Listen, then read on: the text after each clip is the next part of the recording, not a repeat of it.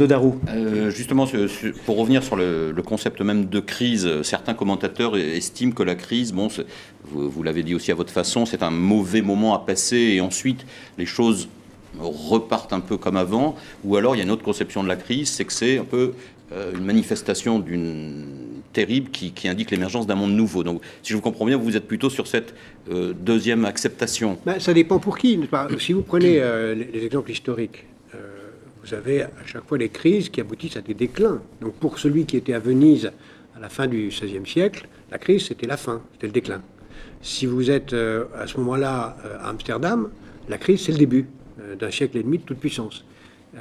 Donc à chaque fois il faut savoir où on est par rapport à la crise. La crise, ça peut être la fin ou ça peut être le début.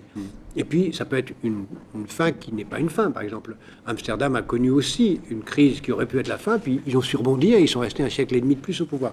Donc, rien n'est joué. Rien n'est joué encore aujourd'hui. Simplement, ce qui est en marche, là, historiquement, c'est l'Europe a été toute puissante. Elle a passé le relais aux États-Unis, qui est une excroissance de l'Europe. Aujourd'hui, le jeu se joue entre les États-Unis et l'Asie, et plutôt globalement. Je ne pense pas que l'Asie prenne le pouvoir en tant que tel, mais il y a un vrai risque de déclin global des États-Unis et de l'Europe et du Japon, qui est masqué par une mystification extraordinaire, dont nous aurons à reparler, qui est l'endettement et la façon dont ont été, non pas réglés, mais maquillés les chiffres de la crise depuis 2 ans.